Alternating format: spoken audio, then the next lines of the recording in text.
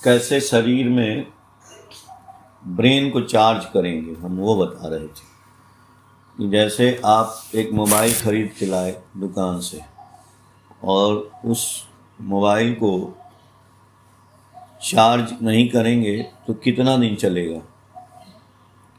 थोड़ा सा जो चार्ज दुकानदार करके दिया है उतना दिन चलेगा, फिर चार्ज नहीं होगा तो फिर उसको क्या करते हैं, बिजली से चार्ज करते हैं ना।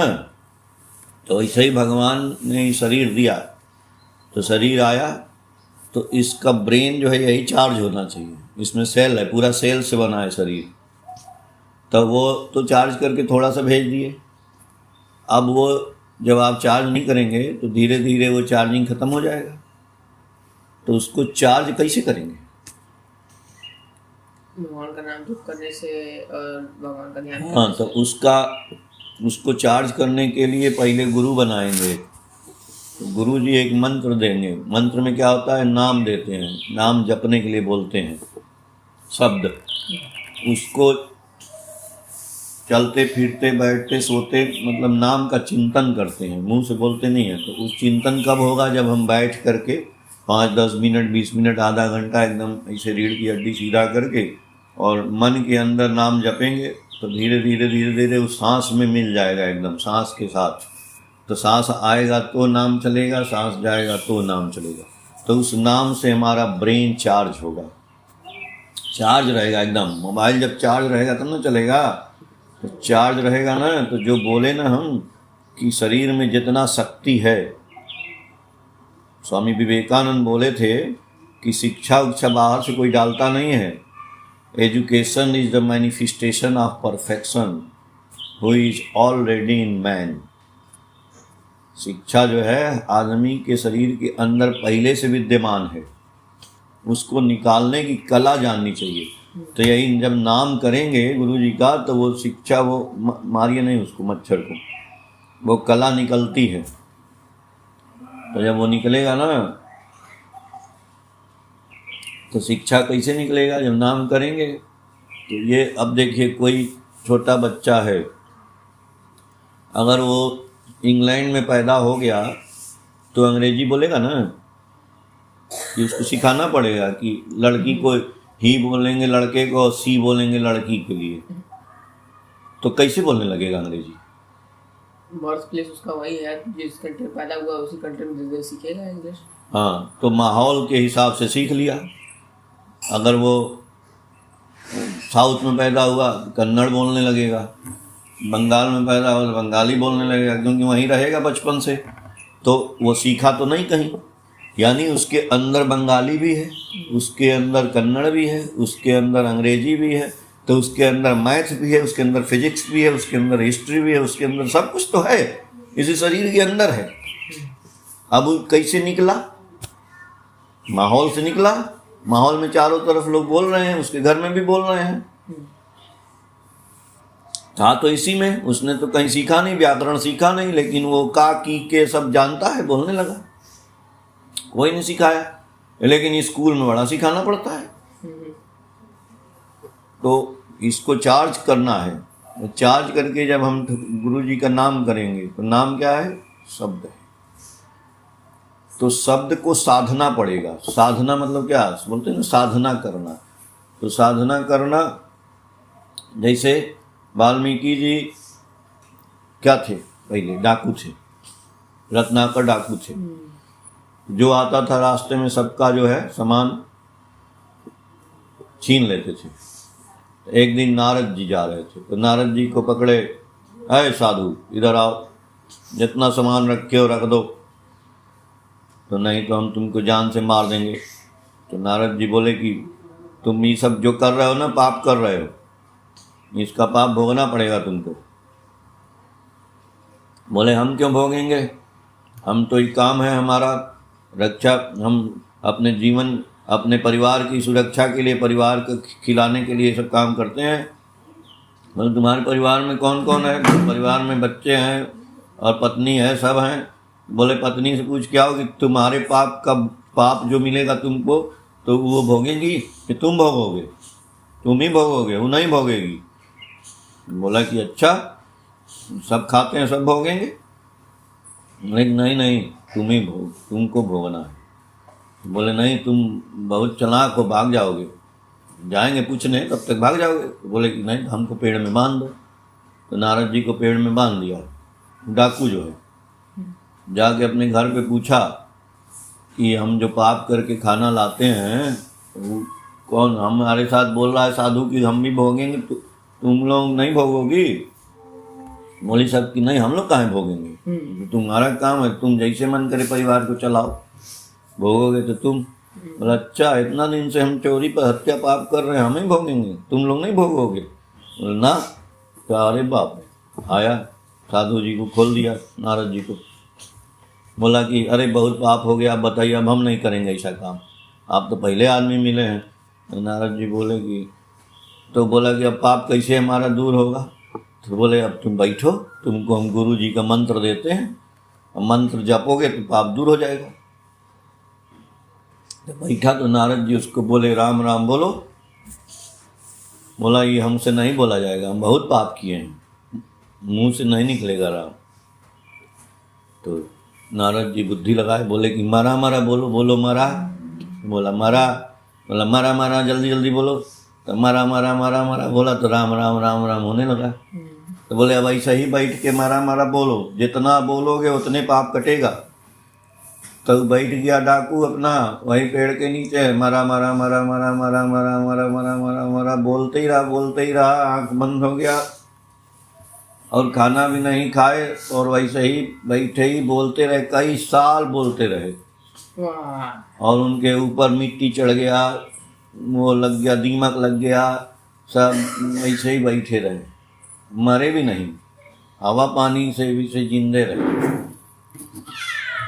तो बाद में कहानी लंबी है, बाद में कुछ घटना दुर्घटना हुई तो बताएंगे बाद में। लेकिन वही वाल्मीकि बने जब उनका वो सब टूटा ध्यान, तो संस्कृत में रामायण लिखे। वो पढ़ने का स्कूल नहीं गए, दिमाग में संस्कृत आग लगे, संस्कृत बोलने अपने आप ही। हाँ, और एक था बहेलिया, मार रहा था किसी चिड़िया को, बगुला उगुला को।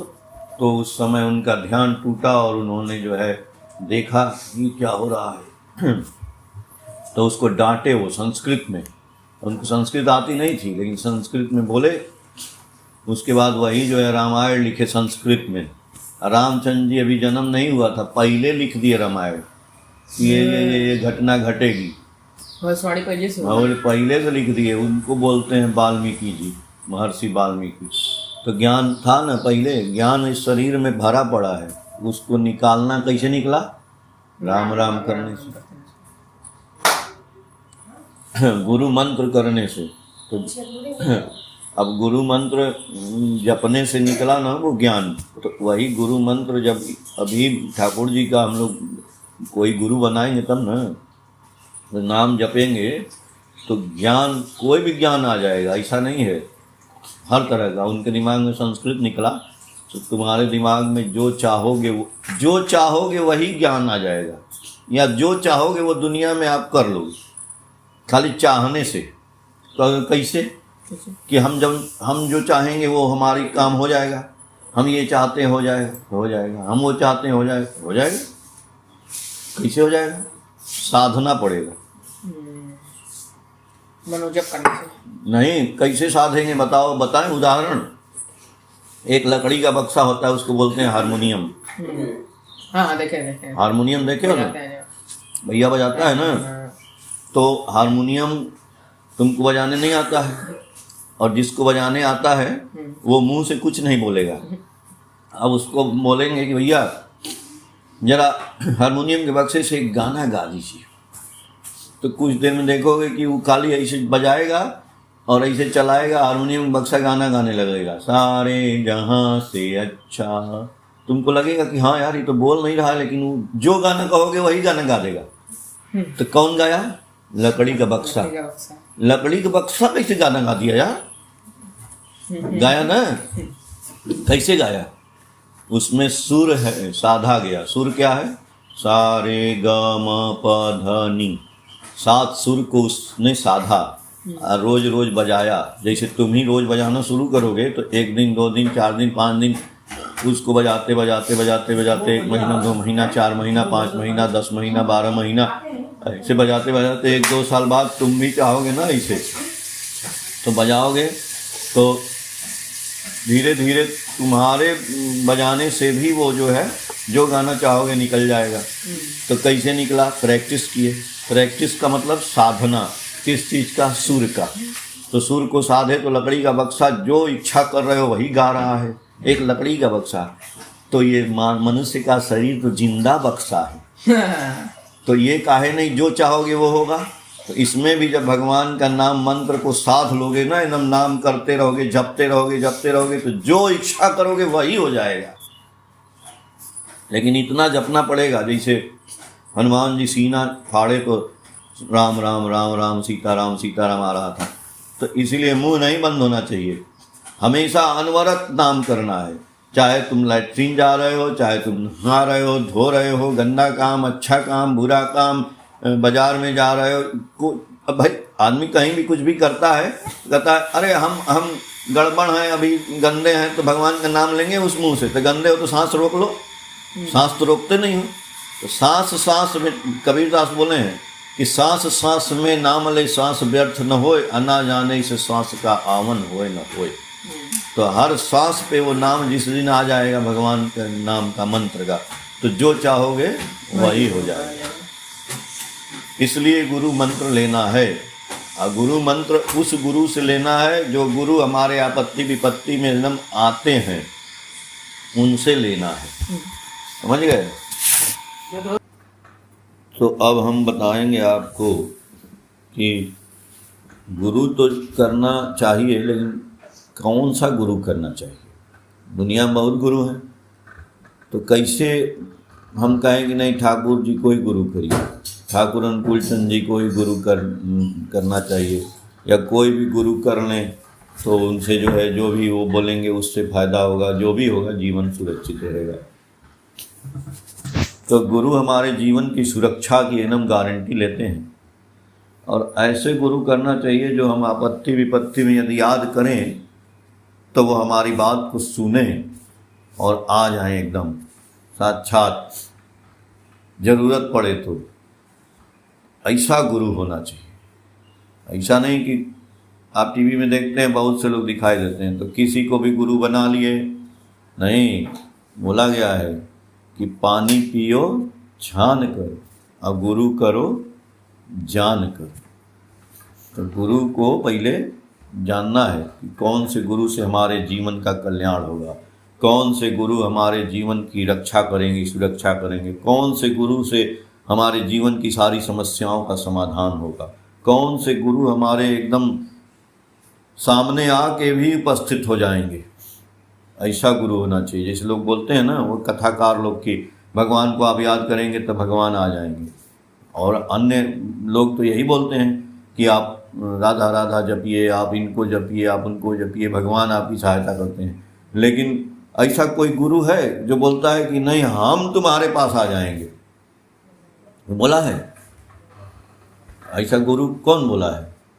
सब लोग बोलता है भगवान तुम्हारे पास आ जाएंगे, लेकिन ऐसे गुरु हैं ठाकुर अनुकूल चंद की, वो बोलते हैं मैं तुम्हारे पास आ जाऊंगा। क्योंकि उनके एक भक्त थे, अमेरिका से आए थे।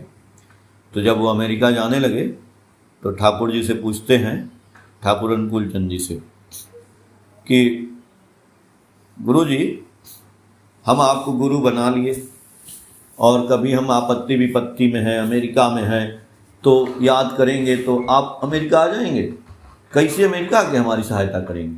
आप बोल रहे हैं कि नहीं गुरु जो है एकदम साक्षात आप चले जाएंगे। तो गुरु जी बोले उनसे कि the sound of your call must reach me because I am sound, I am the sound of wave. बोले जब तुम अमेरिका से हमको पुकारोगे ना तो वो आवाज़ मेरे कान में आएगी, क्योंकि मैं साउंड ही हूँ, मैं साउंड का वेव की तरह से जाऊँगा और वहाँ भी जाके तुम्हारी रक्षा करूँगा। ऐसा कोई गुरु बोलता है? ठाकुर जी बोले, एक ठाकुर जी के भक्त थे हरिनंदन दास, वो इनसे बात की, ठाकुर जी से यही बात बोले थे कि ठाकुर जी कोई भक्त आपको पुकारेगा तो आप उसके यहाँ जाते हैं उसकी रक्षा के लिए? ठाकुर जी बोले बिल्कुल। तो बोले कैसे? ठाकुर जी बोले अंग्रेजी में, I am the fulfiller of Ram, I am the fulfiller of Krishna, I am the fulfiller of Buddha, I am the fulfiller of Jesus, Nanak, Muhammad and what not. When you call me I hear you, when you shout me I appear with you. बोले ठाकुर जी कि मैं ही राम का परिपूरक हूँ, मैं ही कृष्ण का, बुद्ध का, नानक का, मोहम्मद का, जीसस का, सबका। आप किसी की भी पूजा करोगे तो मेरे में ही सार्थक होती है। और जब तुम हमको याद करते हो ना तो मैं तुम्हारी बात सुनता हूँ, और जब तुमको व्याकुल होकर के पुकारते हो तो मैं तुम्हारे पास भी चला आता हूँ। तो हरनंदन बोले पास क्यों, सामने नहीं, दिखाई नहीं देंगे? सामने भी तो आ सकते हैं। तो ठाकुर जी उनसे बोलते हैं हरनंदन ताऊ हते पारे यदि प्रयोजन था के, यानी ऐसा भी हो यदि प्रयोजन रहेगा तो मैं वहाँ तुमको आके दिखाई भी दूंगा, सामने भी दिखाई दे दूंगा। ऐसा कोई गुरु बोलता है? सब गुरु बोलते हैं कि नहीं आप भगवान को याद कर भगवान आएंगे। इसलिए ठाकुर जी कलयुग के भगवान हैं। ठाकुर जी इसलिए पुरुषोत्तम हैं। ठाकुर जी के नाम पे पुरुषोत्तम एक्सप्रेस ट्रेन चलती है दिल्ली से पूरी। ठाकुर जी का डाक टिकट है। ठाकुर जी के सोने का सिक्का पे फोटो है, रिजर्व बैंक में मिलता है। ठाकुर जी की जो राष्ट्रपति है ना अभी द्रौपदी मुर्मू, वो भी दीक्षा ली है ठाकुर जी का। बड़े बड़े मिनिस्टर, बड़े बड़े त्रिपुरा का चीफ मिनिस्टर हैं, वो भी दीक्षा लिए हैं। ठाकुर जी के यहाँ लाल बहादुर शास्त्री गए, ठाकुर जी के यहाँ सुभाष चंद्र बोस गए, उनके माता पिता गए, बहुत से ज्ञानी विज्ञानी विद्वान राजनीतिज्ञ सब लोग गए बहुत ठाकुर जी के यहाँ। तो ठाकुर जी, इसीलिए हम लोग ठाकुर जी को भगवान बोलते हैं कि भगवान को लोग बोलते हैं ना कि वो जाते हैं, तो ठाकुर जी खुद बोल रहे हैं, ऐसा कोई बोलता नहीं है। कृष्ण जी भी नहीं बोलेंगे कि हम आएंगे, तो अर्जुन को बोले थे, और ठाकुर जी बोल रहे हैं कि मैं तुम्हारी रक्षा करने आऊँगा। अब उसका उदाहरण बताएं कि कैसे, एक उदाहरण बताते हैं। उदाहरण तो बहुत है, सबके साथ घटना घटती है। जो जो ठाकुर जी को गुरु बनाया या ऐसे भी लोग याद किए। एक ठाकुर जी के भक्त लोग थे, एक बार कलकत्ता से चढ़े लोग ट्रेन में, बहुत भीड़ थी, मतलब 50 लोग थे, और बोले कि देवघर जाएंगे हम लोग ठाकुर जी का दर्शन करने। तो इतना भीड़ था ट्रेन में कि जगह नहीं था। तो सब लोग बोले ऐसा करो कि ट्रेन ना आएगी ना, बस हर बोगी के पास 5-5 6-6 लोग इकट्ठा हो जाओ, सब घुस जाओगे ना तभी होगा, एक साथ एक बोगी में नहीं जा पाओगे। तो सब लोग जो है 5-5 6-6 लोग एक एक बोगी के पास खड़े हो गए। अब बहुत भीड़ था, बहुत लोग उसी में किसी तरह से घुस गए। लोग घुस गए तो एक बोगी में एक हस्बैंड वाइफ थे, थोड़े बुजुर्ग थे, वो भी ठाकुर जी के भक्त थे। वो लोग चढ़ गए, संजोग से उनको एक सीट मिल गई खिड़की के पास।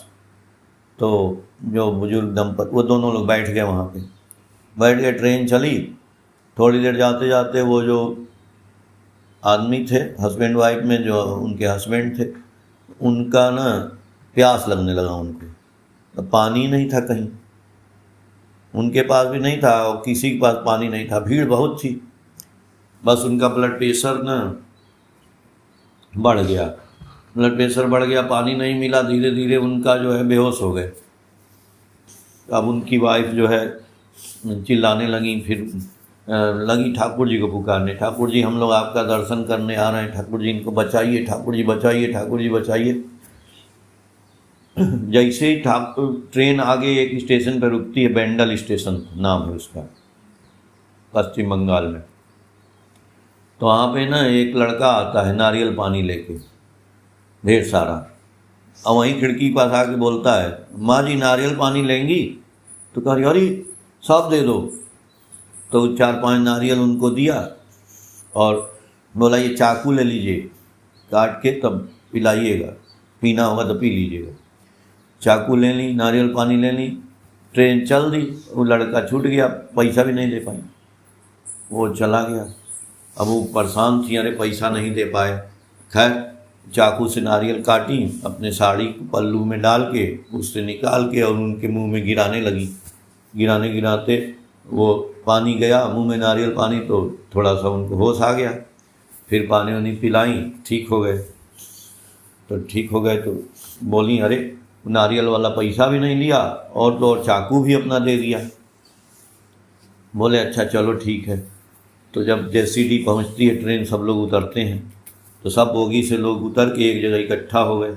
जब एक जगह इकट्ठा हो गए तो वो बोली कि ऐसा ऐसा बात हुआ था, एक नारियल वाला आया था लड़का और वो दे गया, चाकू भी उसका है, क्या किया जाएगा चाकू का। तो सब लोग बोले पैसा भी नहीं लिया। तो एक आदमी उससे बोले ऐसा है, 2 पैसे का नारियल था उसमें, 1 रुपया आप ठाकुर जी को प्रणामी चढ़ा दीजिएगा। बोले चाकू भी वहीं दे दिया जाएगा, पूछ लिया जाएगा ठाकुर जी से। तो बोले ठीक है। सब लोग ठाकुर जी के आश्रम गए, ठाकुर जी बैठे थे, तो ठाकुर जी को प्रणाम किए लोग, 1 रुपया प्रणामी चढ़ाए। फिर ठाकुर जी से बात होने लगी, तो सब रास्ते की बात बताए, ऐसे ऐसे हुआ था, ठाकुर जी लाया था लड़का और हम लोग नारियल का पैसा नहीं दे पाए, ये वो। ठाकुर जी कहे कि सुनो, जब आओ ठाकुर जी का दर्शन करने आ रहे हो तो इतना भीड़ में तुम लोगों को इतना बुद्धि नहीं है कि साथ में पानी उनी लेके चलें? पानी नहीं ले आते हो तो हमको आना पड़ता है अपने पीठ पे नारियल लाद के, मेरा पूरा पीठ दर्द कर रहा है। तो लोग सोचे अरे ठाकुर जी आए थे नारियल लेकर के, और कैसे पता चलेगा? लोग बोले ठाकुर जी चाकू रह गया था। बोले हाँ, ये चाकू जाके बड़मा को दे आओ। तो लोग गए बड़मा को देने। उस समय बड़मा जो है, जो ठाकुर जी की धर्मपत्नी है, तो वो खोज रही थी, चाकू नहीं मिल रहा है, नारियल पानी ठाकुर जी को पिलाना था इस समय। तो जैसे ही लोग चाकू लेके गए कि माँ ये चाकू है, तो बोली अरे यही चाकू तो हम खोज रहे हैं, चाकू कहाँ चला गया था? तो बोले लोग कि ऐसी ऐसी बात है, सारी बात बताए। तो बोली कि देखो तुम लोग ठीक से नहीं रहते हो और ठाकुर जी को जाना पड़ता है तुम लोगों के लिए जो है नारियल लेकर के। तो माँ से बोले तुम लोग पानी लेके नहीं चलती हो, ठाकुर जी को कष्ट देती हो। तो वही चाकू देखो मिला ना। तो कैसे पता चला? गुरु जी गए जान बचाने, गए ना। कैसे गए? जब वो याद की, नारियल पानी वाला लड़का बन के गए। इतना शक्ति है ठाकुर जी में, इसलिए बोलते हैं ठाकुर जी भगवान है। तो वो नाम जब, लेकिन वो लोग दीक्षा लिए थे ठाकुर जी का, और ठाकुर जी का जो नियम है 3 यजन याजन इष्टवृत्ति, रोज इष्टवृत्ति उनको करते हैं, इष्टवृत्ति करते हैं उनके भोग के लिए, तब अपने खाते हैं।